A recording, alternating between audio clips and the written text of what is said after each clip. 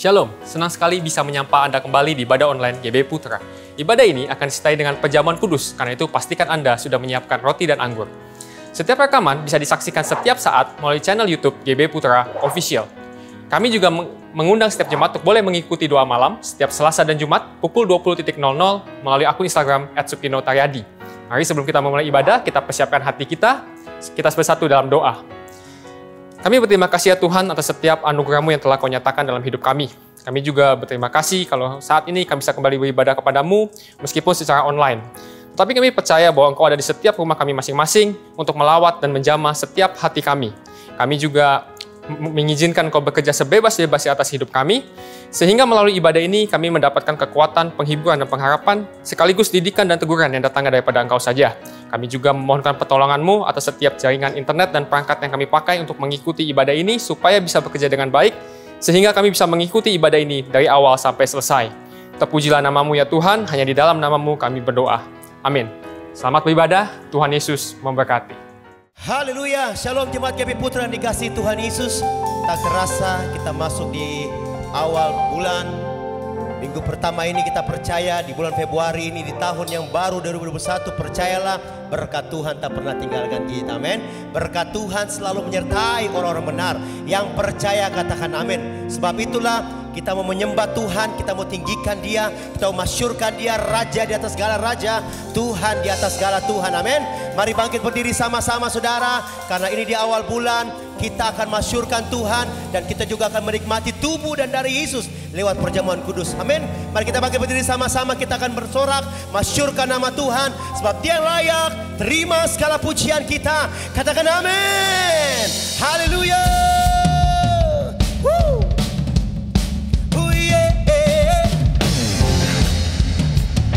Mari jemaat GB Putra masyurkan Tuhan. Oh, oh. Nyanyikan sama-sama. Terpujilah. Say. Terpujilah nama-Mu Tuhan. Amin. Ajaib dan penuh kemuliaan.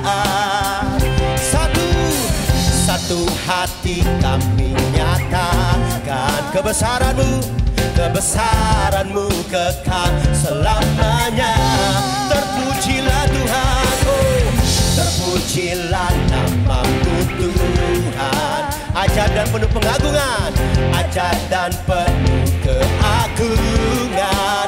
Satu suara, say. Satu suara kami nyatakan kerajaan-Mu, kerajaan-Mu kekal selamanya. Everybody say oh.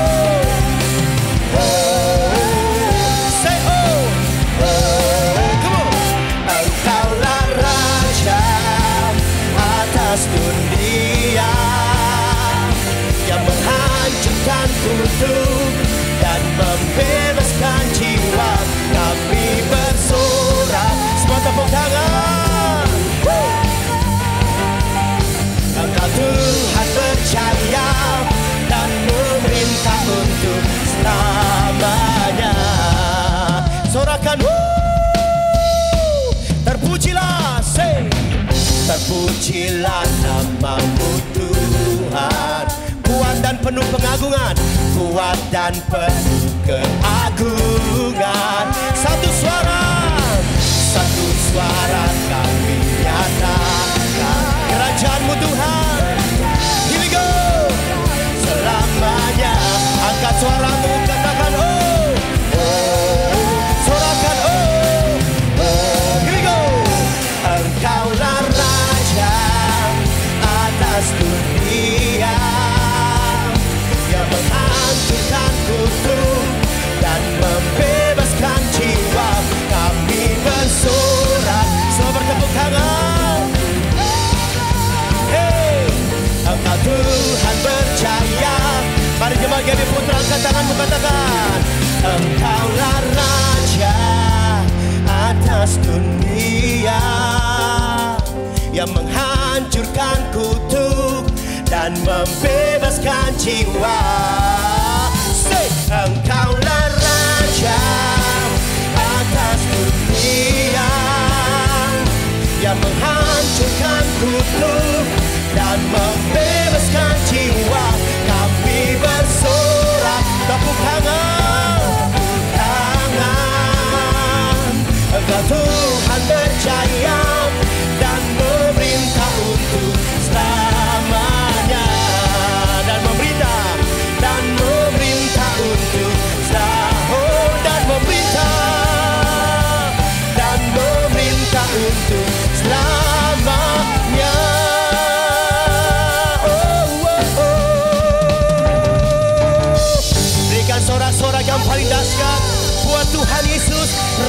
di atas segala raja. Sorakan amin. Saudara percaya saudara, saat Tuhan menyatakan kuasa dan kemuliaannya, kita akan mengalami terobosan, kita akan mengalami goncangan-goncangan yang dahsyat dengan Tuhan. Bahkan ledakan-ledakan yang luar biasa terjadi atas kita saudara. Yang percaya katakan amin. Haleluya. Ledakan-ledakan mujizat, ledakan-ledakan kuasa Tuhan terjadi atas engkau saudara. Yang percaya katakan amin. Sorakan hey. Haleluya. Mari jemaat GBI Putra, anak-anak muda, bangkit berdiri sorakan Tuhan. Say, bila rohmu bekerja, amin. Tiada yang dapat hentikan, tiada yang dapat hentikan. Katakan ada lawatan besar, membakar hati yang menyembah. Katakan kami siap, kami siap. Nyatakanlah, everybody say, boom boom, dahsyat kuasa-Mu tak pernah berubah. Kau yang terhebat, takkan. Everybody say, boom boom, boom boom, dahsyat lawatan-Mu tercurah atasku. Amin. Kau yang terhebat, takkan terkalahkan. Yang percaya ledakan-ledakan terjadi, katakan amin. Katakan, bila rohmu bekerja, amin. Tiada yang dapat hentikan. Katakan ada lawatan besar, ada lawatan besar, membakar setiap hati umat-Mu Tuhan, membakar hati yang menyembah. Katakan kami siap, kami siap. Nyatakanlah, everybody say, boom boom, dahsyat kuasa-Mu tak pernah berubah. Kau yang terhebat, takkan terkalah. Dahsyat lawatan-Mu tercurah atasku. Amin. Kau yang terhebat, takkan terkalahkan. Kita percaya ledakan mujizat sedang terjadi di tahun yang baru ini. Amin. Yang percaya katakan amin.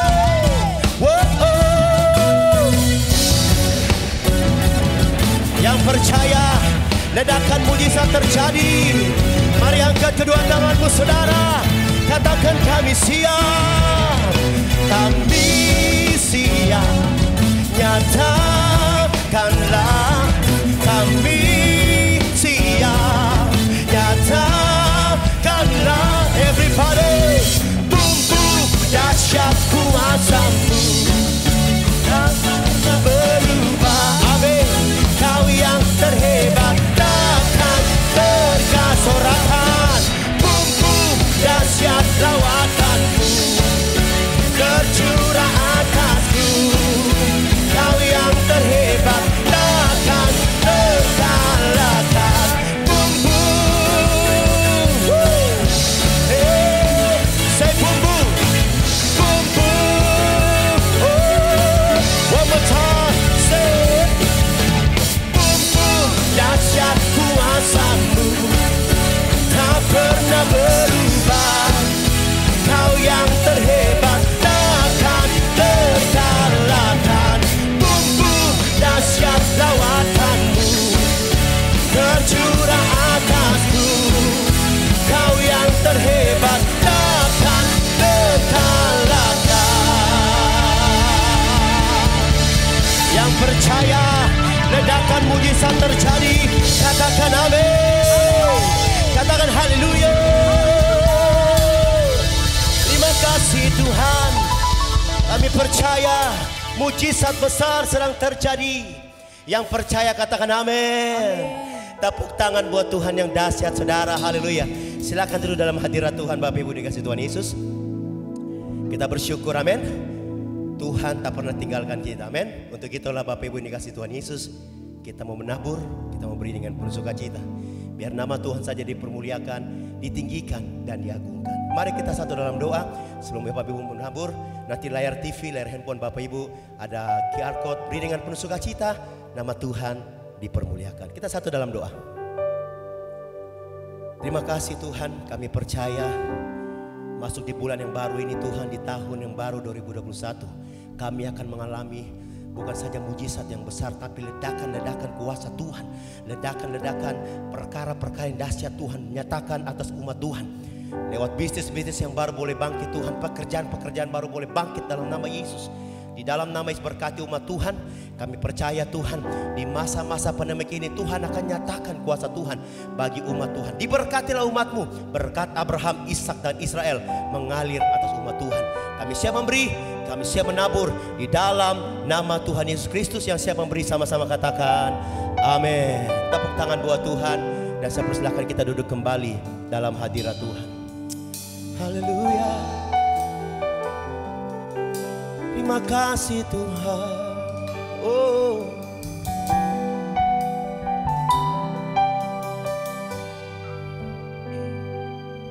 sungguh Engkau tahu tak ada yang tersembunyi, lebih dari kata Kau tampung air mataku, hanya padamu ku berserah. Kau Tuhan penolong di hidupku, kekuatanku hanyalah di dalamku. Kau setia memulihkanku, hidupku memuliakan nama-Mu. Rahmat-Mu menaungi hidupku. Kau setia sampai akhir hidupku.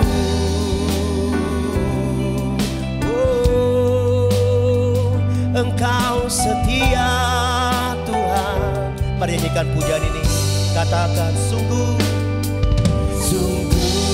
Engkau tahu tak ada yang tersembunyi, lebih dari kata Kau tampung air mataku, hanya padamu ku berserah. Kau Tuhan penolong di hidupku, kekuatanku hanyalah di dalam-Mu. Kau setia memulihkan hidupku, memuliakan nama-Mu. Rahmat-Mu menaungi hidupku. Kau setia sampai akhir hidupku. Mari angkat tanganmu, katakan di hadapan Tuhan. Kau Tuhan penolong di hidupku, kekuatanku hanyalah di dalam-Mu. Kau setia memulihkanku, hidupku memuliakan nama-Mu. Rahmat-Mu menaungi hidupku. Kau setia sampai akhir hidupku. Oh,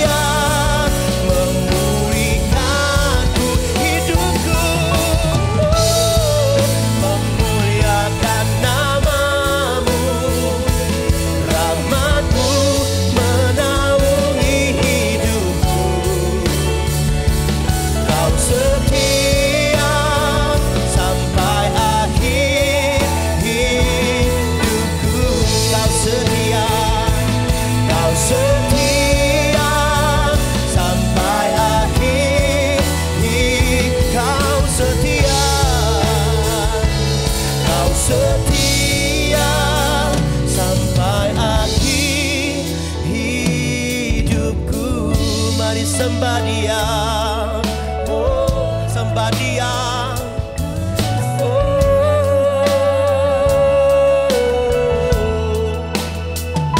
Agungkan Dia, muliakan Dia, oh Yesus, oh ya Ralamo.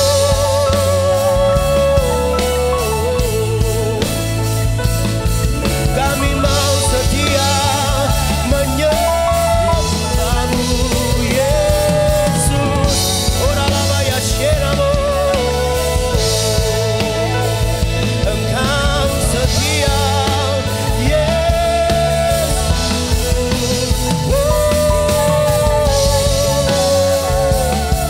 kami angkat tangan kami pandang kemuliaan-Mu. Engkau Tuhan yang menolong, Yesus Tuhan. Darah-Mu menyucikan kami Tuhan, salib-Mu yang menebus kami. Oh, sembah Dia,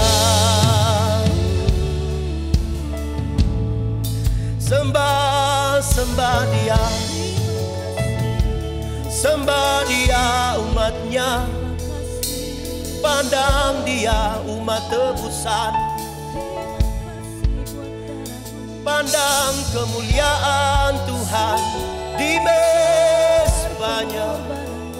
Ya Ralaba ya Senamo, ya Ralaba ya Senamo, Inamo.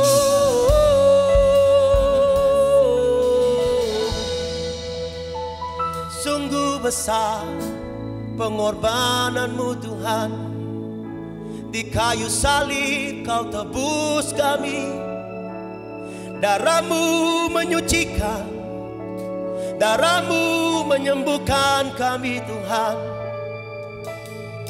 Sebab itu kami berdiri di altar-Mu, kami angkat tangan kami dan kami memuji-Mu. Haleluya. Sungguh besar pengorbanan-Mu bagiku, terlalu dalam untuk dimengerti. Sungguh besar,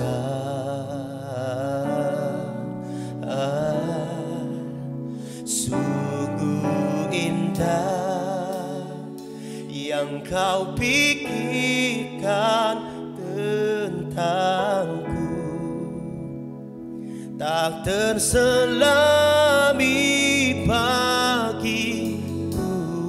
Sungguh indah, sungguh indah. Mari kita bangkit berdiri sama-sama di hadapan Tuhan, katakan sungguh besar pengorbanan-Mu bagiku, terlalu dalam, terlalu dalam untuk dimengerti. Sungguh besar, sungguh indah yang Kau pikirkan tentangku. Amin. Tak terselami bagiku. Sungguh indah, sungguh indah. Sungguh besar pengorbanan-Mu bagiku.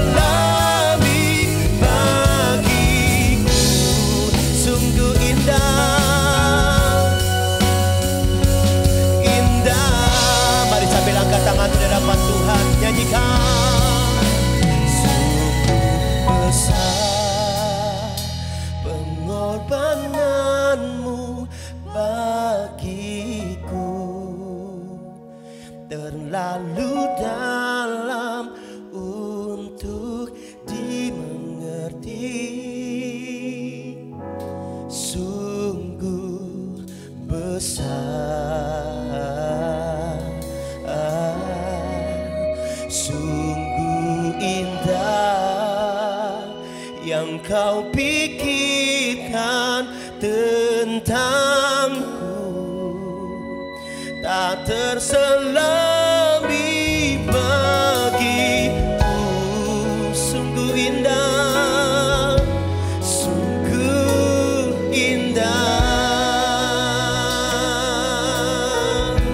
sungguh indah, sungguh indah.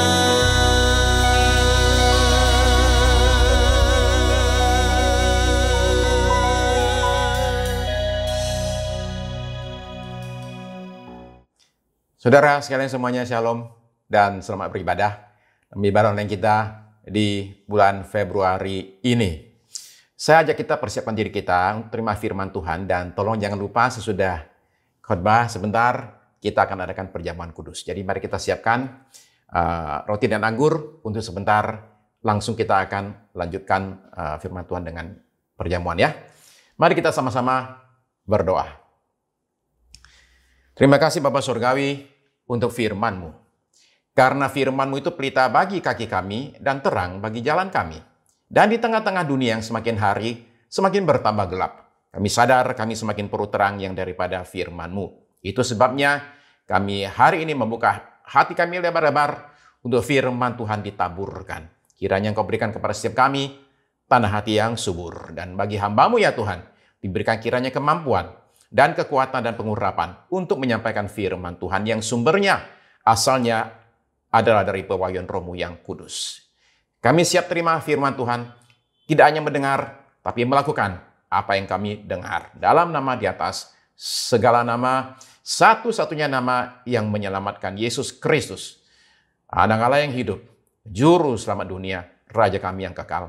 Amin, amin, haleluya. Sekitar 2.600 tahun yang lalu, seorang pria berdiri depan raja dan rakyat di negaranya dan berkata demikian. Kalian jangan hidup seperti yang sekarang ini. Kalian mesti bertobat dan berubah. Karena kalau kalian tidak berubah, tetap hidup seperti sekarang ini, tidak setia kepada Tuhan, maka Tuhan akan membiarkan kita semua ini, satu negara ini, akan diserang dan dikalahkan oleh musuh. Dan bahkan sebagian kita akan dibawa ke negara tersebut sebagai tawanan perang. Nama pria itu adalah Yeremia. Dia bicara kepada raja dan rakyat, menyampaikan apa yang adalah pesan Tuhan. Tapi pesannya ditolak oleh mayoritas daripada rakyat dan juga oleh raja itu sendiri.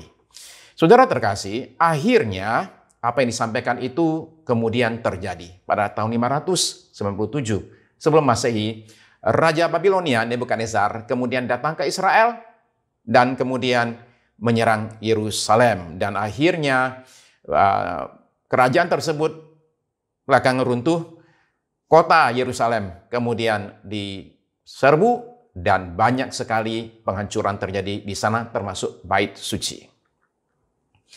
Sebagian dari bangsa itu akhirnya memang dibawa ke Babilonia.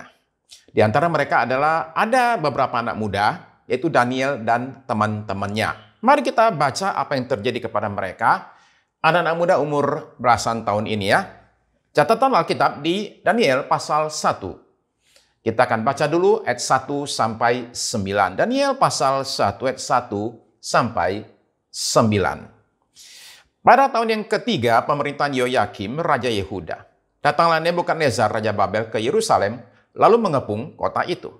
Terus saudara perhatikan ayat 2. Tuhan menyerahkan Yoyakim, Raja Yehuda. Jadi Tuhan yang bertindak di sini. Ya. Tuhan menyerahkan Yoyakim, Raja Yehuda, dan sebagian dari perkakas-perkakas di rumah Allah ke dalam tangannya. Semuanya itu dibawanya ke tanah Sinear, ke dalam rumah dewanya. Perkakas-perkakas itu dibawanya ke dalam perbendaharaan dewanya. Ayat 3. Lalu raja bertitah kepada Aspenas, maksudnya Raja Babilonia ini ya, kepala istananya untuk membawa beberapa orang Israel yang berasal dari keturunan raja dan dari keturunan bangsawan. 4, yakni orang-orang muda yang tidak ada sesuatu celah, yang berperawakan baik, yang memahami berbagai-bagai hikmat, berpengetahuan banyak, dan yang mempunyai pengertian tentang ilmu. yakni orang-orang yang cakap untuk bekerja dalam istana raja, supaya mereka diajarkan tulisan dan bahasa orang Kasdim. Ayat 5. Dan raja menetapkan bagi mereka pelabur setiap hari dari santapan raja dan dari anggur yang biasa diminumnya. Mereka harus dididik selama 3 tahun dan sesudah itu mereka harus bekerja pada raja. 6. Di antara mereka itu ada juga beberapa orang Yehuda, yakni Daniel, Hananya, Misael, dan Azaria. 7. Pemimpin pegawai istana itu memberi nama lain kepada mereka. Daniel dinamainya Belsazar, Hananya dinamainya Sadrak, Misael dinamainya Mesak, dan Azaria dinamainya Abednego. Ayat 8. Daniel berketetapan untuk tidak menajiskan dirinya dengan santapan raja dan dengan anggur yang biasa diminum raja. Dimintanyalah kepada pemimpin pegawai istana itu supaya ia tak usah menajiskan dirinya. Ayat 9. Maka Allah mengaruniakan kepada Daniel kasih dan sayang dari pemimpin pegawai istana itu. Perjalanan dari Yerusalem ke Babilonia itu jaraknya itu sekitar 1450 km. Dan pada zaman itu para tawanan perang ini tidak dikasih naik onta atau naik karavan. Mereka itu disuruh berjalan kaki. Namanya saja tawanan perang. Jadi mereka berjalan dan perjalanan mestinya kalau ditempuh dengan cepat normal itu akan memakan waktu sekitar 3 bulan. Kalau saudara baca di kitab Ezra, Ezra itu menceritakan bahwa perjalanannya sekarang kebalikan ya, dari Babilonia ke Yerusalem itu makan waktu 4 bulan. Nah, bayangkanlah saudara mesti berjalan setiap hari di tepi padang gurun. Dan dalam perjalanan itu saudara-saudara bukanlah tamu kehormatan loh ya, tapi adalah tawanan yang diperlakukan dengan kasar. Sepanjang perjalanan berbulan-bulan, saudara capeknya bukan main. Lalu kemudian makanan itu seadanya. Nah, maklumlah namanya tawanan. Makan apa adanya, yang penting ada. Dan kemudian minumnya, sama juga. Jangan berharap di situ ada es kepal Milo atau teh tarik. Jadi semua serba susah, serba prihatin, serba capek. Lalu kemudian setelah berjalan susah payah, akhirnya tibalah di yang namanya Babilonia. Tetapi ternyata di situ kesusahan bukannya berhenti. Kenapa? Karena mereka sekarang ini ada di negeri asing.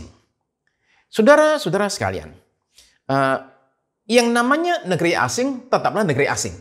Sekalipun kita nanti akan baca bahwa sebagian mereka itu diperlakukan dengan baik. Tetaplah negeri asing bukan negeri sendiri. Makanannya makanan asing. Bahasanya bahasa orang asing, budayanya pun budaya yang asing, dan pemandangannya pun juga asing. Semuanya itu serba asing, dan karena itu ini memerlukan suatu penyesuaian dan perubahan yang besar pada para tawanan perang ini. Dan saudara-saudara tentu tahu satu hal ya, bahwa kita sebagian besar manusia tidak suka dengan yang namanya perubahan. Kita mencari yang sama aja, zona nyaman. Dan apalagi kalau perubahan dipaksakan, maka semakin itu membuat seorang itu tidak nyaman. Nah, apalagi sekarang ini masuk ke negeri lain itu, ini adalah negeri yang menyerbu negeri kita, yang menghancurkan kota kita dan menghancurkan bangsa kita. Jadi maksud saya, saudara sekalian, ketika kita baca cerita Daniel ini bukan cerita orang di negara sendiri banyak susah, nggak ada kerjaan, nganggur mau ngapain. Tahu-tahu ada lowongan kesempatan untuk pindah ke negara lain, di sana ada kerjaan, ada rumah, enak semua. Bukan demikian sama sekali. Jadi ini adalah sesuatu hal yang sangat amat tidak nyaman. Nah, saudara sekalian, di sanalah orang-orang Yahudi ini menemukan satu hal. Bahwa mereka sekarang ternyata tidak bisa beribadah. Sebab ibadah mereka itu berdasarkan sekali, itu bergantung kepada namanya bait suci dan para imam. Nah, bait suci sudah nggak ada, sudah hancur. Para imam juga sudah nggak tahu ada di mana. Jadi secara rohani mereka juga sangat terpuruk. Ditambah lagi, dalam pikiran itu, dalam hati muncul banyak pertanyaan-pertanyaan dan penyesalan-penyesalan. Aduh, kenapa dulu kita kok nggak mau berubah ya ketika masih di negeri sendiri itu. Aduh, kenapa kita sampai alami nasib seperti demikian. Apakah Tuhan masih peduli dengan kita? Bisa nggak kita kembali ke Yerusalem? Bisa nggak kita itu, nasib kita berubah? Jadi kalau saudara-saudara dan saya bicara soal stres, inilah orang-orang yang stresnya itu tingginya bukan main. Inilah orang-orang yang menderita secara fisik, secara jiwa, secara roh. Mereka dalam tekanan yang besar sekali. Saudara terkasih, secara pribadi, saya merasa bahwa barangkali pada saat ini ada orang-orang yang merasakan kita seperti orang buangan di Babilonia. Kita dalam tekanan secara fisik. Entah itu fisik dalam arti materi ataupun kesehatan. Kita juga alami tekanan secara mental. Karena apa-apa serba tidak boleh dan terbatas. Dan juga secara rohani, kita ini juga alami pembatasan karena nggak bisa ibadah tatap muka. Ya. Seumpama pada akhir tahun 2019, ada satu orang berkata kepada penduduk dunia. Orang ini bilang begini, "Hai penduduk dunia, saya mau beritahu kepada Anda semua satu hal yang penting. Bahwa sebentar lagi kita masuk tahun 2020. 2020 adalah tahun yang sangat amat berbeda Anda nggak pernah alami. Di mana Anda akan dibatasi, gerakannya tidak boleh keluar rumah, apalagi keluar negeri. Anda bahkan tidak boleh masuk kantor. Mall akan tutup, pasar akan tutup. Semua akan serba dibatasi dan satu penyakit akan melanda seluruh dunia. Kota Anda akan menjadi seperti kota hantu." Saudara ketika dengar berita ini, tahun 2019, kira-kira saudara akan percaya nggak dengan kata-kata orang ini? Enggak. Tidak pernah ada seorang pun membayangkan tahun 2020 dan 2021 hidup umat manusia berubah sedemikian rupa. Sama seperti juga pada zaman itu, zaman Daniel, tidak pernah orang-orang Yahudi itu memperkirakan bahwa mereka benar akan dibuang, akan dibawa ke negeri yang ribuan kilometer jauhnya dengan bahasa yang aneh, makanan yang aneh, semua serba aneh. Dan hidup mereka akhirnya menjadi hidup yang istilah kita ini zaman sekarang, new normal. Mereka sekarang mesti biasakan diri dengan sesuatu yang sebenarnya asing buat mereka, saudara terkasih. Ya. Mereka terpaksa lakukan penyesuaian. Sekarang ini saudara sekalian, buat kita semua zaman new normal ini, kita ini dalam situasi serba bimbang dan bingung mencari pegangan. Bagaimana caranya seorang itu mesti hidup di zaman seperti begini ini? Apa yang harus kita perbuat supaya kita ini bisa hidup normal di zaman yang abnormal atau zaman new normal ini? Ya, mari kita saudara sekalian perhatikan Daniel dan teman-temannya bisa mengajar kita bagaimana seseorang masuk suatu periode kehidupan yang berbeda jauh sekali, yang tidak normal sebenarnya, tapi bagaimana mereka itu tidak hanya bisa hidup normal, tapi bahkan mereka itu bisa bertumbuh sedemikian rupa. Coba kita, saudara sekalian, perhatikan ya. Mereka ini termasuk kelompok orang yang diperlakukan dengan baik dan bahkan diangkat menjadi pegawai Nebukadnezar. Untuk itu mereka mesti disekolahkan. Tadi kita baca di ayat yang ke-4 katanya dicari orang-orang yang cakap untuk bekerja dalam istana raja supaya mereka diajarkan tulisan bahasa orang Kasdim. Jadi mereka disekolahkan dan sekolahnya itu katanya berlangsung selama 3 tahun. Jadi pendidikan ini perlu saudara-saudara sekalian untuk mereka itu diubahkan pola pikirnya. Lalu saudara perhatikan, bahasa mereka juga diubah. Jadi dididik, diubahkan, bahasanya berubah.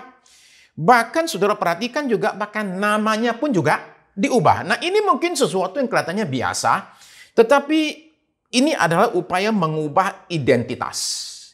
Kalau tadi disekolahkan, mengubahkan pola pikir mereka, sekarang ini mengubahkan identitas. Umpama saya kasih contoh begini ya, Umpama teman kita Lim Bo Hwat, okay? Lim Bo Hwat itu diganti namanya sekarang. Dia ganti nama menjadi Alessandro Leonardo Portofolio. Ya, gayanya langsung berubah. Langsung berubah gimana? Sekarang kemana-mana pakai kacamata hitam, padahal udah gelap. Ya. Kemudian Tuan Portofolio ini kalau dipanggil umpama ditegur selamat malam, kok Alessandro gitu, dia nggak terima. Kenapa? Nggak cocok soalnya. Dia diminta dipanggil sebagai Don Alessandro. Ya. Orang jadi berubah karenanya. Karena merasa perubahan nama yang demikian drastis ini membawa suatu perubahan identitas. Tapi perhatikan Daniel dan teman-temannya ini nih. Sekalipun nama mereka diubah, sekalipun tempat tinggal mereka diubah, sekalipun bahasanya itu diubah, makanannya itu diubah, bekerja pada majikan orang Babel juga, kantornya, teman kantornya orang Babel semua. Saudara perhatikan 4 orang ini tetap mampu mempertahankan keyahudian mereka. Mereka bahkan bisa excel di situ melampaui yang lain. Ada orang cerita begini ya. Ada orang Indonesia. Ini di kota Edinburgh, di Skotlandia, di Inggris sana. Dia cerita suatu hari dia lagi di halte bus. Kemudian lihat ada anak muda tampang orang Asia. Jadi dia deketin dan rupanya itu lagi telepon.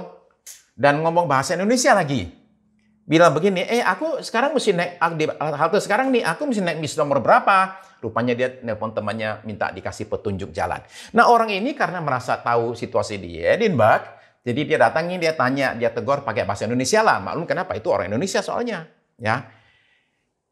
Itu orang yang tadi bicara bahasa Indonesia, begitu ada orang Indonesia yang lain lagi, mendadak nggak bisa ngomong bahasa Indonesia, mendadak ngomong Inggris.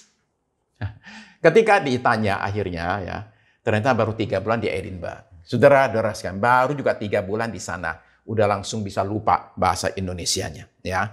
Nah, 4 anak muda dalam kitab Daniel ini bisa mengarungi kehidupan dalam zaman yang tidak normal. Dan mereka berhasil. Dan jadi guru kita pada hari ini. Coba kita perhatikan kuncinya. Di mana kuncinya? Kuncinya cuma 1. Hanya 1 saja. Oke. Saudara perhatikan ayat 8. Daniel berketetapan untuk tidak menajiskan dirinya dengan santapan raja dan dengan anggur yang biasa diminum raja. Dimintanyalah kepada pemimpin pegawai istana itu supaya ia tak usah menajiskan dirinya. Perhatikan 2 kata ini. Daniel berketetapan. Inilah kuncinya. Semua yang tercatat dalam kitab Daniel, semua mujizat yang terjadi, semua kemenangan yang didapat, semua rahasia yang dibukakan, semua jawaban doa yang diterima, semua ini bermuara pada 2 kata ini. Daniel berketetapan. Tanpa adanya ketetapan hati ini, kitab Daniel nggak ada. Tanpa adanya ketetapan hati ini, nggak ada juga seorang Perdana Menteri orang Yahudi yang bisa mengabdi kepada 4 raja di 2 kerajaan yang bertolak belakang. Dia berketetapan untuk katanya menjaga dirinya secara spesifik, yaitu soal makanan dan minuman. Nah, saudara-saudara sekalian, mungkin kita akan bertanya demikian ya, kenapa ya dia itu bisa ribut soal makan minum, tapi nggak ribut soal sekolahnya itu loh. Ya otaknya itu dimasukin macam-macam ilmu gitu kok dia yang mau terima boleh. Kenapa soal makanan dia nggak boleh? Kenapa dia nggak mau terima? Dan dipakai kata menajiskan dirinya. Saudara terkasih begini, makanan si Raja Babilonia itu bagi orang Yahudi adalah haram, najis. Ada 3 hal, paling tidak 3 hal ini yang menunjukkan bahwa seseorang adalah Yahudi. Apa itu? Yang pertama adalah Sabat, yang kedua sunat, yang ketiga adalah santapan.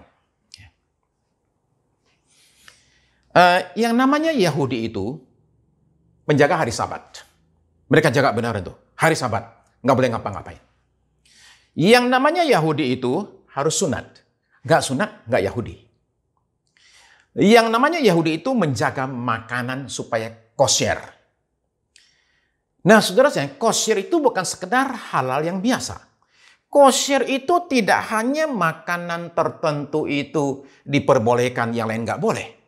Tapi kosher juga menentukan juga itu makanan mesti dimasak dengan cara apa, dengan alat apa. Saya kasih contoh, saudara bisa memahami betapa radikalnya yang namanya kosher ini. Kalau sekarang zaman ini, saudara pergi ke Israel. Dan saudara nginep di hotel. Lalu kemudian makan pagi lah ya. Saudara datang di situ, duduk di situ. Dan kadang-kadang orang Indonesia, kalau nggak ada sambal, nggak jalan. Jadi saudara coba taruh satu botol sambal, taruh di atas meja. Taruh aja, nggak usah diapa-apain. Pada saat saudara taruh itu, sambal botol itu. Pada saat itu juga, satu restoran itu najis. Dan kalau ketahuan ada rabi di situ, maka restoran itu harus tutup selama 7 hari berikut untuk pembersihan dari kenajisan gara-gara botol sambal itu. Jadi bagi Yahudi, dia boleh sekolah di mana aja, belajar apa aja, seperti Daniel. Tapi kalau sudah soal makanan, dia akan cerewet sekali. Jadi karena itu bagi Daniel, ini prinsip sekali. Ya. Bahwa saya boleh disuruh ngapain aja, tapi kalau soal makan, please, saya minta diperlakukan khusus. Dan saudara perlu tahu alasan mereka lakukan ini. Mereka percaya bahwa mereka ketika lakukan ini semua, itu adalah untuk menyenangkan hati Tuhan. Dan ini kata-kata yang penting ya. Untuk kita perlu ingat baik-baik.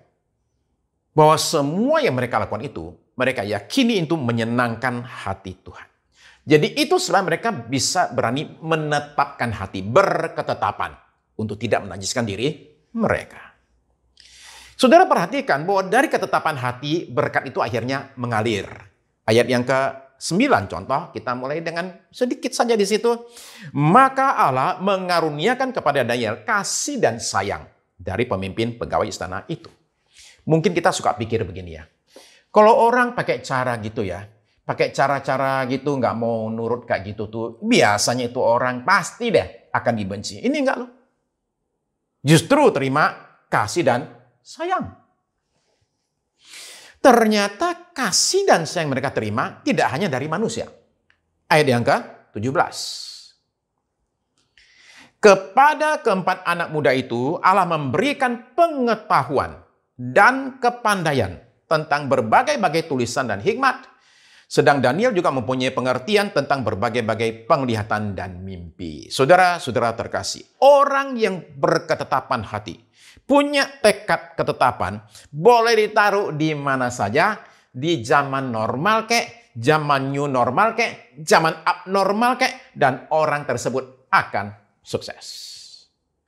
Kenapa? Karena Tuhan berkenan kepada orang yang demikian. Saudara terkasih, apa itu yang namanya berketetapan atau punya ketetapan hati? Ketetapan hati adalah bicara soal komitmen. Nah, komitmen ini adalah suatu keputusan yang diambil seseorang untuk tetap melakukan sesuatu. Atau untuk tetap berada dalam suatu keadaan yang sulit. Sekalipun dia punya alasan dan punya cara untuk tidak lakukan hal demikian. Itu namanya mempunyai komitmen. Ya. Dan komitmen itu biasanya diuji dengan suatu keadaan yang tidak enak.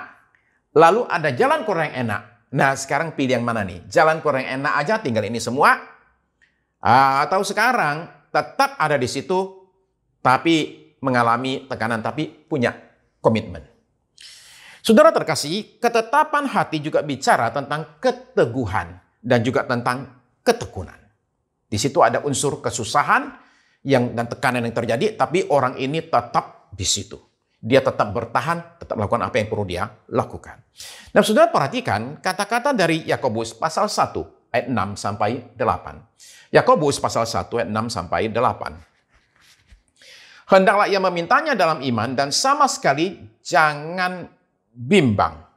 Sebab orang yang bimbang sama dengan gelombang laut yang diombang-ambingkan kian kemari oleh angin. 7. Orang yang demikian janganlah mengira bahwa ia akan menerima sesuatu dari Tuhan. Ayat 8. Sebab orang yang mendua hati tidak akan tenang dalam hidupnya. Jadi saudara menemukan di ayat di sini bahwa orang yang mendua hati, nggak punya ketetapan, itu nggak usah harap akan dapat apa-apa dari Tuhan.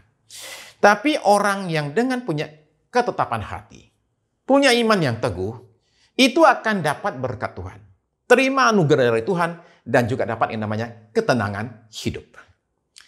Tuhan Yesus mengajar kita berdoa di dalam Markus 11. Saya baca ayat 23 sampai 24. Markus 11 ayat 23. Aku berkata kepadamu, sesungguhnya barang siapa berkata kepada gunung ini, beranjaklah dan tercampaklah ke dalam laut, asal tidak bimbang hatinya, tetapi percaya bahwa apa yang dikatakannya itu akan terjadi, maka hal itu akan terjadi baginya.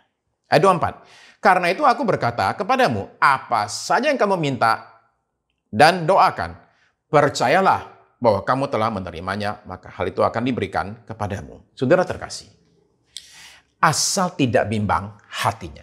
Itu namanya punya ketetapan hati, seperti Daniel. Kembali ke Yakobus, saudara sekalian. Yakobus pasal yang ke-5, 16. Yakobus 5:16. Karena itu hendaklah kamu saling mengaku dosamu dan saling mendoakan supaya kamu sembuh. Doa orang yang benar, bila dengan yakin didoakan, sangat besar kuasanya. Bila dengan yakin didoakan, itu bicara soal orang yang punya ketetapan hati, kemantapan. Jadi saudara sekalian, jelas sekali kita ini perlu punya ketetapan hati.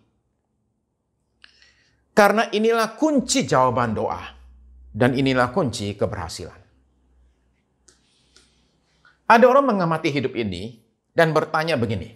Kenapa ya ada pemain musik tertentu kok jadi bagus banget?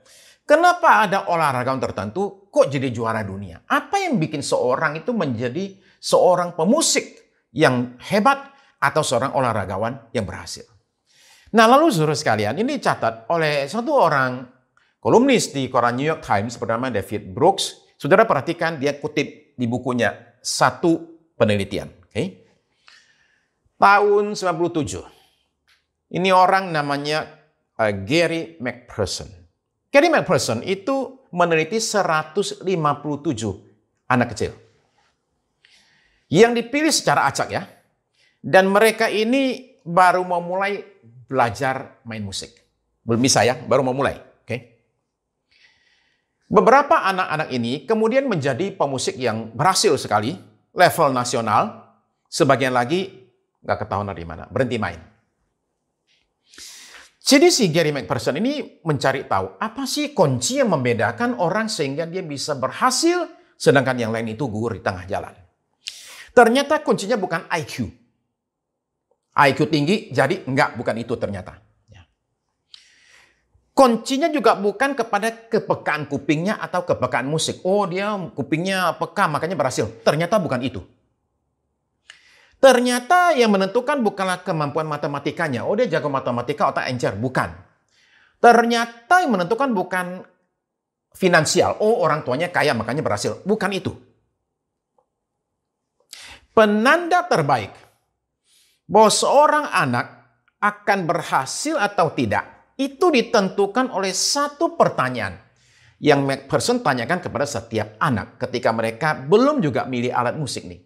Baru menyatakan pengen belajar musik, dia tanya begini. Menurut kamu akan main musik kira-kira berapa lama? Itu pertanyaannya. Menurut kamu kira-kira bakal main musik berapa lama? Murid yang menjawab, saya sih cuma main iseng aja, bentar aja, nggak akan berhasil. Yang merencanakan untuk bermain beberapa tahun akan lumayan berhasil. Tetapi mereka yang belakangan diteliti mencapai kelas dunia, itu karena jawaban mereka itu adalah begini. Saya ingin menjadi seorang musisi, saya akan main musik seumur hidup saya. Yang begini, terbang tinggi. Jadi saudara sekalian, ini yang namanya berketetapan hati. Seorang memberikan komitmen dalam hidupnya. Tapi tolong perhatikan, tidak ekstrim ya. Ini penting, tidak ekstrim. Karena kalau nggak hati-hati, kita jadi ekstrim. Menjadi seorang yang radikal, ya, ekstrim. Nggak mau tahu orang. Pokoknya ini cara saya. Udah. Nah, oke, nggak demikian. Kenapa nggak demikian? Perhatikan Daniel pasal 1 ayat 10 sampai ayat 13. Ketika Daniel ayat 9 menyampaikan permohonannya, saya nggak usah makan makanan raja deh, minta dipisah. Maka ayat 10 begini. Tetapi berkatalah pemimpin pegawai istana itu kepada Daniel, aku takut kalau tuanku raja yang telah menetapkan makanan dan minumanmu berpendapat bahwa kamu kelihatan kurang sehat daripada orang-orang muda lain yang sebaya dengan kamu. Sehingga karena aku dianggap bersalah oleh raja. Dia bilang, saya bisa salah sama raja nih kalau kalian karena makanannya dibedain, nanti kalian kelihatan kurang sehat. Oke, ayat 11. Kemudian berkatalah Daniel kepada penjenang yang telah diangkat oleh pemimpin pegawai istana untuk mengawasi Daniel, Hananya, Misal, dan Azaria. Ayat 12. Adakanlah percobaan dengan hamba-hambamu ini selama 10 hari, dan biarlah kami diberikan sayur untuk dimakan dan air untuk diminum. Dia minta sayur aja, nggak usah daging. Oke, ya. Dan minum air putih aja, nggak usah dikasih Coca-Cola. Oke. 13. Sesudah itu bandingkanlah perawakan kami dengan perawakan orang-orang muda yang makan dari santapan raja. Kemudian perlakukanlah hamba-hambamu ini sesuai dengan pendapatmu. Oke, perhatikan. Bagaimana caranya orang bisa punya ketetapan hati di tengah-tengah tantangan, tapi dia tetap bisa berkenan di mata orang, ya, dan di mata Tuhan. Perhatikan ya, cara bicara. Nomor 1, bicara dengan sopan. Ya. Tetap perhatikan, ini orang adalah supervisor kita nih, ya, penjaga kita nih. Kita mesti bicara dengan sopan dan hormat. Yang kedua, memberikan usul, bukan menuntut. Bukan gebrak meja dan bilang gini, saya nggak bisa, ini agama saya nih, saya nggak bisa mesti gini. Enggak, dia berikan usul, begini saja caranya. Oke. Ketiga, mendengarkan dan mempertimbangkan keberatan orang. Oh, waduh, dia punya jabatan terancam nih, ya. Jadi ada unsur empati. Lalu kemudian yang keempat adalah memberikan jalan keluar yang gampang dijalankan, nggak susah-susah amat. Yaitu apa? Kata Daniel, gini aja, kita tes 10 hari aja. Ya. Lalu kemudian terakhir adalah menyerahkan keputusan kepada orang tersebut. Terakhir dia bilang gini, setelah 10 hari, kalau kita tetap nggak seperti yang lain, kalah sama yang lain, ya udah terserah. Jadi itu caranya, seseorang itu bisa punya satu sikap yang benar ketika menghadapi tantangan, di dalam dia memberikan komitmen dalam hidupnya. Nah, setelah tes dilakukan 10 hari, ternyata ini kata Alkitab, ayat 14. Didengarkannya lah permintaan mereka itu, lalu diadakanlah percobaan dengan mereka selama 10 hari. Ayat 15. Setelah lewat 10 hari, ternyata perawakan mereka lebih baik dan mereka kelihatan lebih gemuk daripada semua orang muda yang telah makan dari santapan raja. Yes, lolos ya. Saudara sekalian, jadi kita menemukan yang namanya ketetapan hati itu perlu untuk seseorang mendapatkan keberhasilan dan perkenanan Tuhan dan pertolongan Tuhan. Jadi saudara terkasih, kita mesti lihat ketetapan apa saja yang saudara dan saya perlu miliki, yang dimiliki oleh Daniel dan teman-temannya. Oke, perhatikan. Yang pertama, kita mesti berketetapan untuk tetap percaya kepada Tuhan, apapun yang terjadi. Bagi Daniel, negara hancur. Pusat ibadah hancur. Jadi tawanan di negara orang. Dia tawar hati enggak? Enggak sama sekali. Apapun yang terjadi, dia tetap percaya. Dan itu dia buktikan dengan menjalankan perintah Tuhan dan tetap beribadah. Bait suci sudah tidak ada, tidak apa-apa. Ya. Tuhan itu maha hadir, di mana aja dia ada. Ya. Dia ada di Yerusalem, dia juga ada di Babilonia. Tuhan itu tidak terbatas oleh lokasi. Bahkan ketika ada larangan beribadah, dengan ancaman hukuman mati, Daniel tetap ibadah. Ya. Ini orang yang punya ketetapan. Nah, saudara, kita sekarang ini tidak dilarang beribadah. Kita terima kasih kepada Tuhan untuk pemerintah kita ya. Tidak dilarang beribadah. Cuman kita karena memperhatikan kepentingan orang banyak dan karena situasi pandemi, kita ini memutuskan untuk kita ibadah secara online saja. Sampai waktunya sudah baik, kita akan ibadah secara tatap muka. Jadi kita nggak ada larangan beribadah. Tapi kita sekarang ini karena situasi, memutuskan untuk ibadah secara online. Memang ya tetap beda dibandingkan dengan ibadah tatap muka. Tetap beda saudara-saudara sekalian. Ya, rasanya ada yang kurang. Mungkin ada yang merasa ini kurang khusyuk lah, banyak godaan, gangguan dan lain sebagainya lah. Situasinya juga tidak seperti satu tempat ibadah gedung gereja demikian. Oke. Beberapa orang bisa menurun rohaninya gara-gara demikian. Nah, saudara jangan. Mari kita seperti Daniel. Bahkan dipindah ke negara manapun juga, dia tetap menjaga ibadahnya dan kerohaniannya. Di sini saudara-saudara sekalian, dalam situasi di mana tidak ada orang yang tahu, saudara ibadah atau tidak, nggak ada yang tahu. Hanya saudara dengan Tuhan. Saya aja nggak tahu loh, siapa aja yang ibadah. Tetapi saudara-saudara sekalian, tetap kita menjaga kerohanian kita. Nggak ada orang gereja yang ngeliatin kita. Oke. Tapi nggak apa-apa saudara sekalian. Tetap kita jaga api ibadah kita. Ya. Petrus itu kelelep dan tenggelam. Ketika dia lihat gelombang dan merasakan tiupan angin kencang. Ya. Nah, kita jangan salahkan dia ya. Oke. Jangan-jangan kita kalau jadi kayak dia pun sama juga. Tapi perhatikan apa yang bagus pada Petrus. Dia tahu dia mesti berteriak tolong kepada siapa. Kebanyakan dari kita akan minta tolong kepada teman-teman di perahu itu. Daun kesini jangan cuma liatin doang.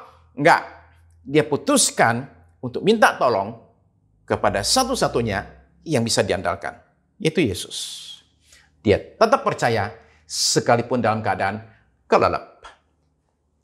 Saudara sekalian tetap percaya. Itu yang pertama. Yang kedua adalah berketetapan hati untuk menyenangkan hati Tuhan.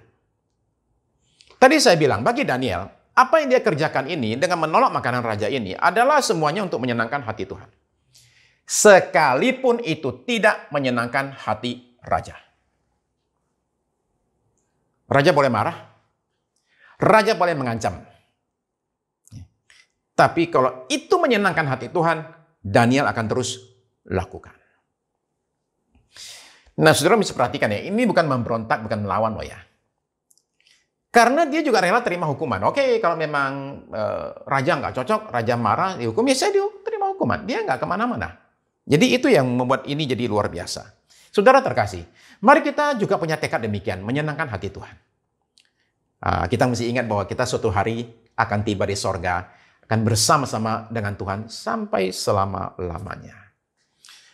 Saya rasa saudara sekalian tidak susah untuk menyenangkan hati Tuhan.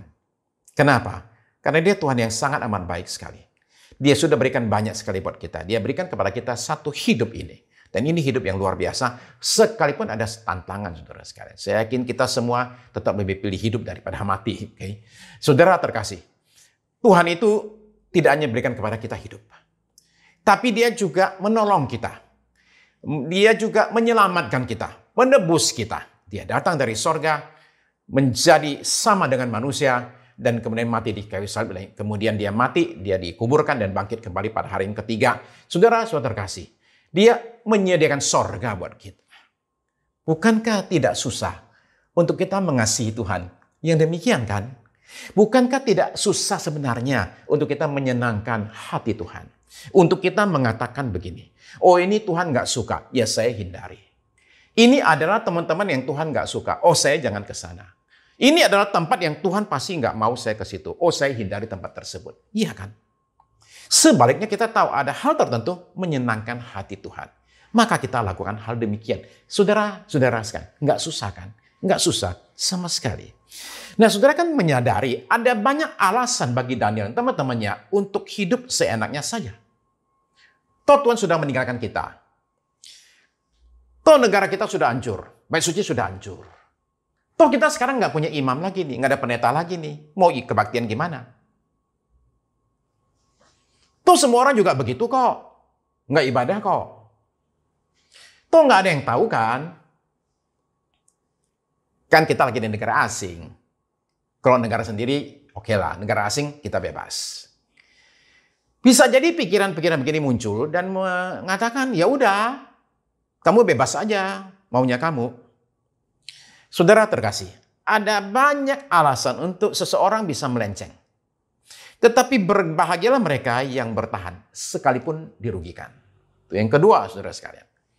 Yang ketiga adalah ketetapan hati untuk berbuat yang terbaik dalam segala keadaan sampai tuntas. Saudara lihat, Daniel itu bisa menjadi perdana-menteri bagi 4 raja. Karena apa? Satu saja, kerjanya bagus. Saking bagusnya nih, 2 kerajaan yang saling perang aja, itu sepakat dalam satu hal. Kita mesti pakai orang ini. Itu orang luar biasanya bukan main, saudara sekalian. Karena biasanya kalau negara A menyerang negara B kalah, negara A itu akan bilang begini, kita jangan pakai siapapun juga dari negara yang kita baru kalahkan ini. Nanti mereka bisa ngerjain kita nih. Daniel, saudara sekalian, nggak begitu. Dia tidak berpikir, ini negara penjajah. Saya sabotase aja nih, mumpung saya dikasih kedudukan tinggi. Nggak demikian. Dia berikan yang terbaik yang dia bisa berikan. Ya. Dan dia lakukan sampai tuntas. Nggak setengah-setengah jalan. Nggak cuma memulai, nggak ada akhirnya. Dia betul-betul tuntaskan itu semua. Saudara terkasih, ada masa-masa di mana kita jadi kendor. Karena berbagai alasan. Ya. Ini zaman new normal, Pak. Jadi kita mesti kayak demikian. Oke, work from home, ya santai dikit lah. Kan ini cuma Zoom, ya jadi nggak usah kita itu terlalu bagaimana lah. Ya. Saudara terkasih, Daniel itu memiliki suatu semangat yang unggul. Suatu sikap untuk berikan yang terbaik no matter what. Tidak perlu siapapun yang di atas saya. Saya akan lakukan yang terbaik. Nah, ini satu sikap yang akan membuat saudara dan saya itu di zaman apapun juga, zaman new normal, old normal, zaman abnormal, kita tetap akan bisa maju apapun juga keadaannya. Jadi karena saudara-saudara sekalian, saya mengajak kita semua untuk juga punya sikap dan mental yang demikian, mental unggul. Ya. Saudara terkasih, ketetapan hati memberikan kepada seorang komitmen untuk dia bisa tetap akan ada di situ. Ya, saya kasih contoh, saudara sekalian. Ketika saya full time tahun 96, ya, ada masa di mana Tuhan mencobai saya dengan sangat amat berat sekali. Selama 8 bulan, saya duduk di rumah nganggur, nggak tahu mau ngapain. Mengakunya sih sudah full time, tapi nggak tahu mau ngapain. Saudara sekalian, itu masa-masa berat sekali. Dan di situ ada banyak sekali godaan untuk saya itu, ya udah quit aja lah. Ya. Dan saya sempat, satu kali hampir, berhenti di tengah jalan. Karena saya merasa, ini nggak ada hasil sama sekali. Ini kayak gini terus. Waduh, nggak ada orang sama sekali yang undang saya pelayanan. Jadi kepikiran waktu itu, ya udahlah, quit aja lah. Saudara terkasih, oleh karena anugerah Tuhan, saya ini dengan kekuatan dari Tuhan, bisa bertahan lewati masa-masa 8 bulan tersebut. Dan saya ingat berakhirnya kapan? Berakhirnya begini. Ada orang datang konseling. Kemudian saya kasih dia, bimbing dia, dan kemudian di akhir konseling saya berkata kepada orang ini demikian. Kamu itu harus seperti saya. Saya ini sudah ambil satu keputusan. Tinggalkan pekerjaan saya. Memenuhi panggilan Tuhan. Nah, saya tidak akan kembali. Sampai mati. Saya tetap begini. Saudara sekalian, entah keadaan akan baik atau tidak, saya akan tetap ada di sini. Entah saya akan berhasil atau tidak, saya akan tetap di sini. Itu namanya berketetapan hati. Hanya orang yang punya ketetapan hati yang bisa dipakai oleh Tuhan. Ini berlaku dalam segala bidang. Ini berlaku di pelayanan, ini berlaku di rumah tangga. Ini berlaku di bisnis, di pekerjaan. Di mana-mana saudara kasih. Karena ada suatu kekuatan dalam komitmen. Saya sekarang kutip buat saudara-saudara, satu catatan dari seorang pendaki gunung bernama W.M. Murray. Dalam bukunya The British Himalayan Expedition. Coba perhatikan, saya menunjukkan di layar ya. Sebelum seseorang berkomitmen, ada keraguan. Kesempatan untuk mundur serba tidak efektif. Dalam segala tindakan inisiatif dan penciptaan, Selalu ada satu kebenaran dasar yang kalau diabaikan akan membunuh tak terhitung ide dan rencana indah. Yaitu bahwa pada saat seorang memberikan komitmen penuh, Tuhan juga bergerak. Segala hal akan terjadi untuk menolong seseorang yang tidak akan terjadi dengan cara lain. Suatu aliran peristiwa mengalir dari komitmen tersebut memunculkan segala peristiwa dan pertemuan dan pertolongan material untuk menolong orang itu yang orang itu sendiri tidak pernah bermimpi akan terjadi. The power of commitment. Begitu kita berketetapan hati, sorga bergerak. Saya tunjukkan satu video ya. Video ini dibuat di Jerman oleh Federasi Sepak Bola Jerman. Mereka mengundang 3 orang fans dari 3 klub bola di Jerman, klub besar. Lalu kemudian orang-orang ini diajak masuk satu ruangan, diketemukan dengan 2 orang yang sebenarnya adalah pemeran dari mereka ya, aktor ya. Dan mereka ditawari untuk pindah klub. Tawaran nggak tanggung-tanggung. Dijadikan orang yang populer, namanya ditaruh, wajahnya taruh stasiun, di stadion maksudnya. Ditawarin lagi duit yang banyak, sampai miliaran. Dan bahkan ditawarin mobil. Dan apa yang terjadi? Kita nonton videonya ya. Lihat video ini.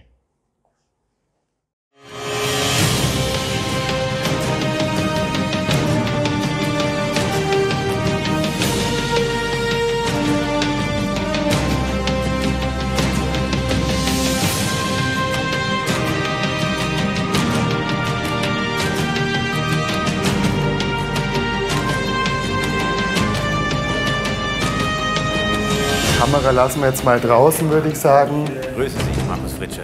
Bitte nehmen Sie Platz. Worum geht's? Wir wollen uns einfach mal ganz kurz vorstellen. Wir sind freiberufliche Talent-Scouts und wir sehen in Ihnen ein ganz großes Talent. Okay. Jetzt ist gerade Wintertransferzeit, die Spieler gehen dahin, wo das Geld ist und so die Idee ist, Sie können ja als Fan natürlich auch dahin gehen, wo das Geld ist. Ja? Und zwar glauben wir, dass Sie auch für einen anderen Verein, den Sie wahrscheinlich auch sehr gut kennen, sehr, sehr nützlich sein können. Und das wäre in dem Fall jetzt der 1. FC Köln. Wir reden von Schalke 04. Okay. Borussia Dortmund. Jetzt mit anderen Worten, ich soll BVB-Fan werden. Ja, natürlich. Sie sollen der BVB Sie sollen der 12. Mann werden. Das ist eine ganze Image-Kampagne, die wir uns natürlich für Sie ausgedacht haben. Ne? Dein Gesicht auf dem Mannschaftsbus. Dein Gesicht. Ich weiß, das klingt jetzt sehr, sehr, sehr verwirrend erstmal.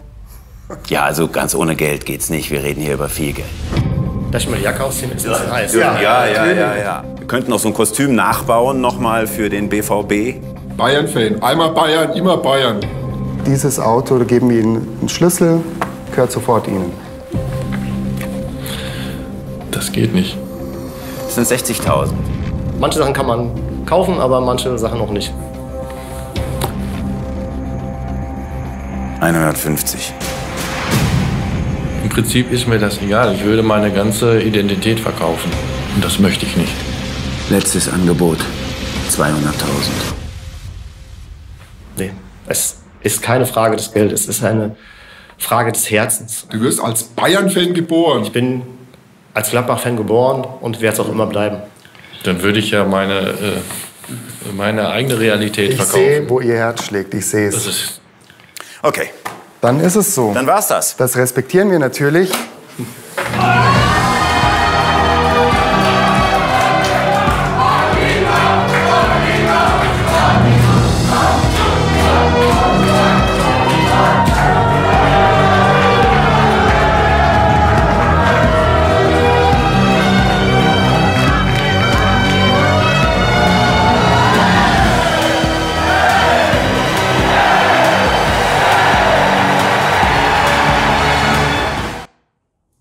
Saudara sekalian, para fans klub bola ini tidak bersedia meninggalkan klub mereka dan pindah jadi fans klub lain. Bagi mereka, kesetiaan kepada klub mereka itu adalah harga mati. Pemain boleh ganti klub, pelatih boleh ganti klub, fans nggak boleh ganti klub. Saudara sekalian, ditawari materi berlebih. Mereka bilang enggak, kita tetap setia di sini. Itu cuma fans tim sepak bola. Tapi saudara dan saya bisa belajar banyak dari mereka. Saudara terkasih, kita bukan fans. Kita adalah anak. Penguasa alam semesta ini, pencipta kita semua adalah Bapa kita. Bukankah kita justru perlu lebih setia kepada Dia? Dari mana timbulnya komitmen kita? Karena Tuhan sendiri sudah berketetapan untuk menyelamatkan kita dan untuk menyertai kita. Di Taman Getsemani, Tuhan Yesus berdoa. Dia berdoa demikian. Kalau boleh, cawan ini lalu. Tapi bukan seturut kehendakku, tapi kehendakmu. Itu namanya berketetapan. Belakangan setelah dia bangkit kembali dari kematian, dia menjumpai murid-muridnya dan dia berkata begini, ketahuilah, aku menyertai kamu senantiasa sampai kepada akhir zaman. Itu namanya berketetapan. Kalau dia saja, Tuhan kita, sudah demikian rupanya sama kita, apa susahnya kita juga berikan hal yang sama? Komitmen kita kepada Tuhan harus lebih tinggi daripada komitmen fans sepak bola kepada tim sepak bola. Nah, saya tahu seperti saya tadi bilang, bahwa sepanjang jalan kita mungkin tertatih. Sepanjang jalan kita mungkin merasa capek. Dan kita rasanya pengen berhenti, I wanna quit. Dan itu saya alami dalam masa-masa ketika saya diuji oleh Tuhan. Tapi sekalipun kita kadang terpuruk, saudara sekalian, kita mau bangkit. Kita mau bulatkan tekad hati kita ini dan terus mengiring Dia.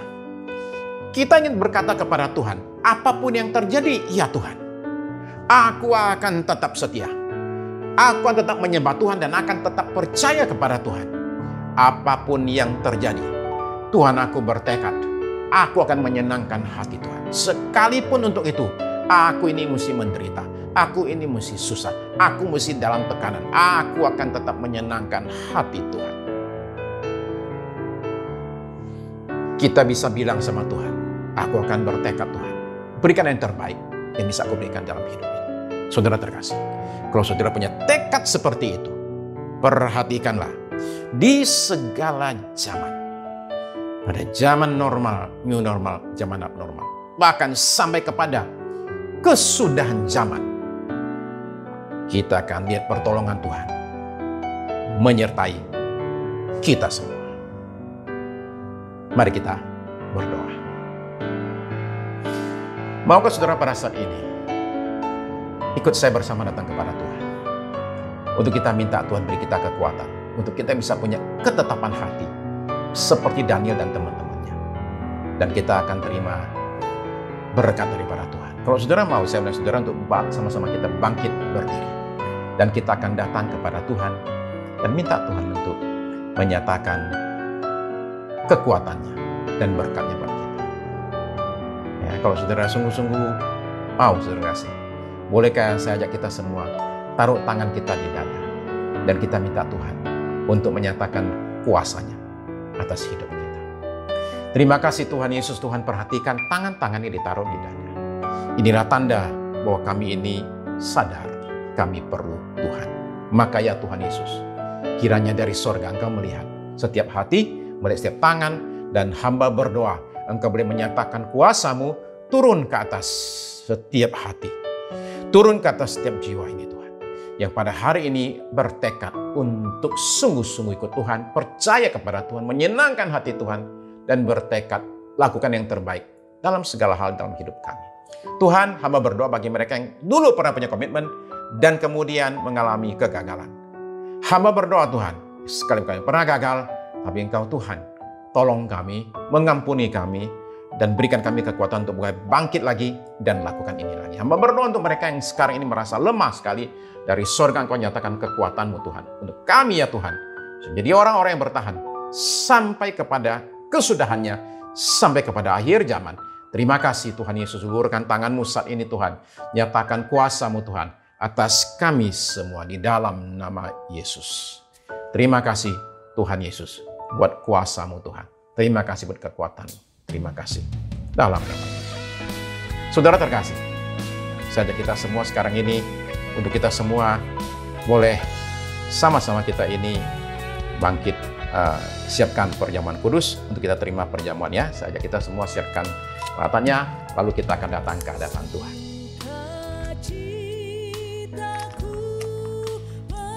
Jika saudara terima yang dari gereja ini, saudara bisa buka dulu untuk kita ambil roti yang ada di sana. Saudara sekalian, kita sama-sama bangkit berdiri ya, dan pegang roti di tangan kananmu dan dengarkan kata-kata dari firman Tuhan ini.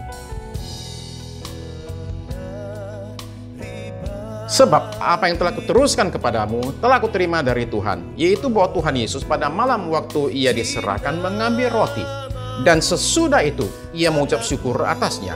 Ia memecah-mecahkannya dan berkata, inilah tubuhku yang diserahkan bagi kamu. Perbuatan ini menjadi peringatan akan aku. Terima kasih Tuhan Yesus untuk tubuh-Mu Tuhan, pecah-pecahkan bagi kami yang kami terima dan makan pada hari ini. Penuh iman, percaya dan bersyukur dalam nama Yesus.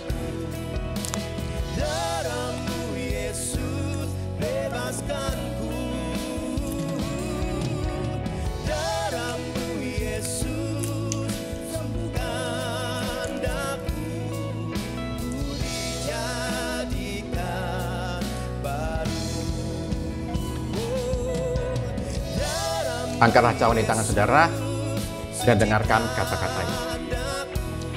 Demikian juga Yesus mengambil cawan sesudah makan lalu berkata, cawan ini adalah perjanjian baru yang dimateraikan oleh darah. Perbuatlah ini setiap kali kamu meminumnya menjadi peringatan akan aku. Terima kasih Tuhan Yesus untuk cawan perjanjian baru ini yang dimateraikan oleh darah yang suci dan mulia. Kami terima dan minum pada saat ini penuh iman, percaya dan bersyukur dalam nama Yesus. Mari kita minum bersama.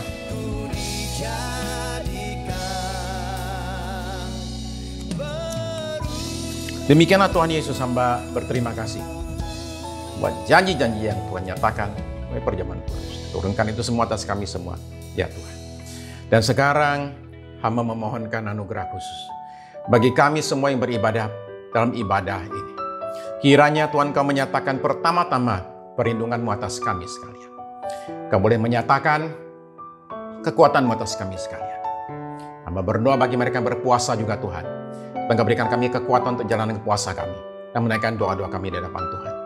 Tuhan Yesus, Engkau boleh jauhkan kami dari segala sakit penyakit, dari segala virus yang jahat, dari segala bakteri jahat, dari segala kuman jahat. Kiranya kesehatan menjadi bagian kami. Dan sekarang ya Tuhan, hamba berdoa juga, Tuhan tidak hanya jaga fisik kami, tapi Engkau juga memberkati kami semua.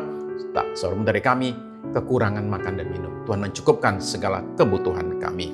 Berkati pekerjaan kami, berkati usaha kami, ya Tuhan Yesus. Berkati anak-anak kami Tuhan yang sedang sekolah, study from home. Mendoakan ibu-ibu yang menjaga anak-anak mereka, diberikan hikmat dan kekuatan oleh Tuhan untuk jadi berkat bagi anak-anak. Terima kasih Tuhan, kami terus mendoakan mereka yang sakit. Apapun sakitnya Tuhan, sakit COVID, non-COVID, kiranya Engkau dari sorga juga menyatakan kesembuhan yang ajaib bagi kami sekalian, sehingga yang di rumah sakit bisa segera pulang dalam keadaan sehat ya Tuhan, yang di rumah pun bisa pulih kembali seperti semula. Terima kasih Tuhan, kami serahkan bangsa negara kami ke dalam tangan Tuhan. Kami percaya bangsa kami akan dibawa oleh Tuhan untuk bisa lepas dari pandemi ini. Tapi biar Engkau nyatakan rencana-Mu atas bangsa Indonesia. Tuhan kuatkan Presiden kami Joko Widodo, Wakil Presiden, para menteri dan para pemimpin bangsa kami ya Tuhan, semuanya dalam pimpinan dan tuntunan Tuhan semata. Terima kasih Tuhan buat semuanya ini. Berkati tim PW Tuhan Yesus. Berkati juga Tuhan tim media Tuhan. Berkati mereka yang berulang tahun minggu yang sudah lalu. Anugerah Tuhan menyertai kami sekalian. Terima kasih Tuhan. Sekarang turunkanlah berkat-Mu atas kami semua yang sudah beribadah pada hari. Saudara-saudari terkasih dalam Tuhan Yesus, ibadah kita pada hari ini sudah selesai. Marilah kita berpisah satu dengan yang lain dengan membawa berkat berlimpah dari Allah Bapa kita di surga. Kasih karunia dari Tuhan kita Yesus Kristus, bimbingan, pertolongan dengan Roh Kudus dari sekarang ini sampai Maranatha, Tuhan kita kembali kali yang kedua. Amin. Amin.